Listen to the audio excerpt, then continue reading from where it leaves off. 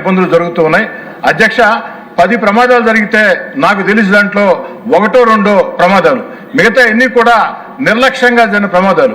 ఆ నిర్లక్ష్యంగా జరిగినప్పుడు ఆ నిర్లక్ష్యంగా ప్రాణాలు కోల్పోతే వారి మీద ప్రమాదాల కేసు పెట్టకుండా, అంటే యాక్సిడెంట్ కేసు పెట్టకుండా హత్య కేసు పెట్టాలని,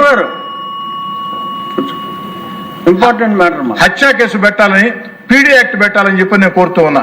ఎందుకని చెప్తున్నాడు అధ్యక్ష, ఇందాకే చెప్పా మీకు, ఒక యాక్సిడెంట్ 10 యాక్సిడెంట్లో ఒక యాక్సిడెంట్ జరిగితే దాని మామూలు యాక్సిడెంట్, కానీ నిర్లక్ష్యం కారణంగా ఆ యొక్క మనుషులు చనిపోతే ఎంత బాధాకరమో, ఆ కుటుంబాల శోకం ఎవరు చెప్పుకోవాలో ఒక్కసారి ఆలోచన సాగించండి.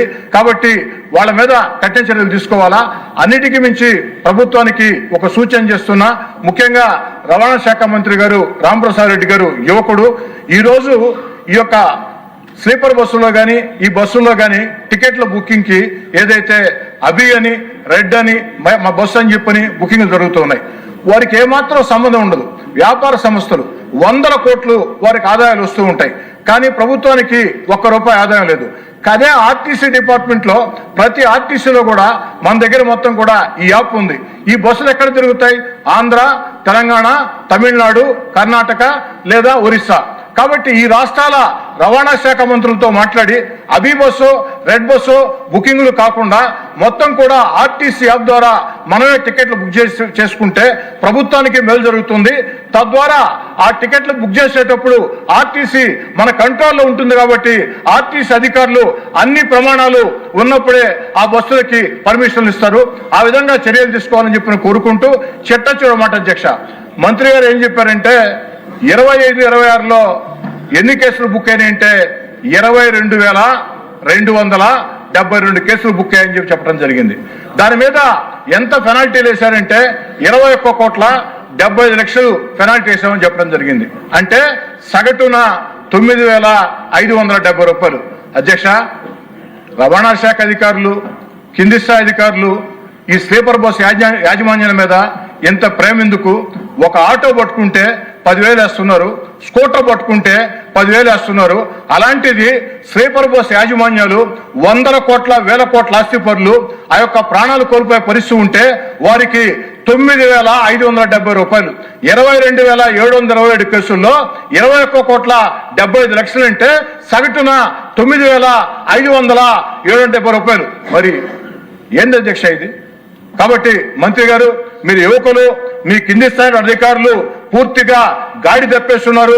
వారిని కంట్రోల్లో పెట్టండి, బలంగా వారికి పెనాల్టీలు వేయండి, కఠినమైన చర్యలు తీసుకోండి.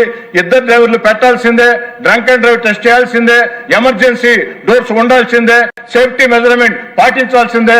అదేవిధంగా ఈ అభి రెడ్ బుక్ల మీద మరోసారి పునరాలోచన మొత్తం కూడా చేసి, రెడ్ బస్సుల మీద పునరాలోచన చేసి, ఏదైతే అన్ని రాష్ట్రాల రవాణా శాఖ మంత్రులతో మాట్లాడి, ముఖ్యమంత్రి గారితో మాట్లాడి ఈ యొక్క బస్సుల బుకింగ్ మొత్తం కూడా ఆర్టీసీ చేపట్టినట్లయితే అన్ని రాష్ట్రాలకు కూడా మేలు జరుగుతుంది, నియంత్రణ వస్తుంది. ఆ దిశగా చర్యలు తీసుకోవాలని చెప్పని కోరుకుంటూ సెలవు తీసుకున్నారు అధ్యక్ష.